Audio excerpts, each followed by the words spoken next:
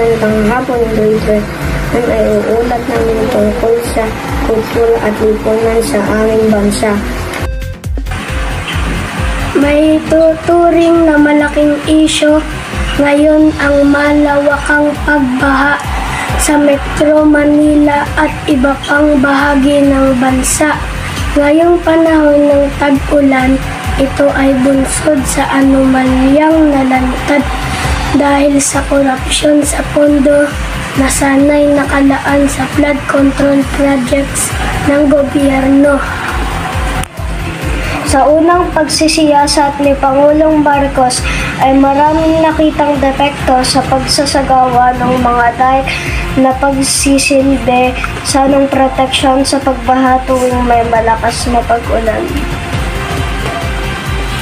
Kabilang na dito ang mga substandard na materyales na ginamit sa construction at higit pa dito ay ang mga na-discoverang ghost projects na ginastusan ng pondo ng gobyerno.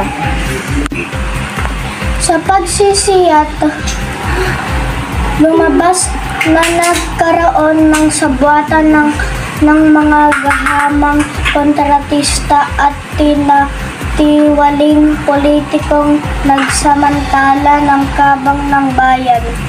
Ito ay labis na ipinagalit ng mamamayan na nagbabayad ng tamang buwis para lamang kurakutin at magpayaman ng mga magsamantalang politiko at ng kontratista. Dahil dito ay nag-aklas ang mga mamamayan at nagdaos ng malawakang protesta sa iba't ibang lugar sa bansa upang ipakita ang galit sa nagyaring katiwalian. Isinisigaw nila ang kaapihan sa naranasang hirap pag may baha. Samantalang ang mga nagsamantala sa pondo ay nagpapasasa sa perang buwis ng taong bayan. Upang mapanagot ang mga may sala ay binuo ni Presidente Marcos ang isang independent commission na mag-iimbestiga sa mga katiwaliang naganap at mapanagot ang mga nagsamantala sa kaban ng bayan.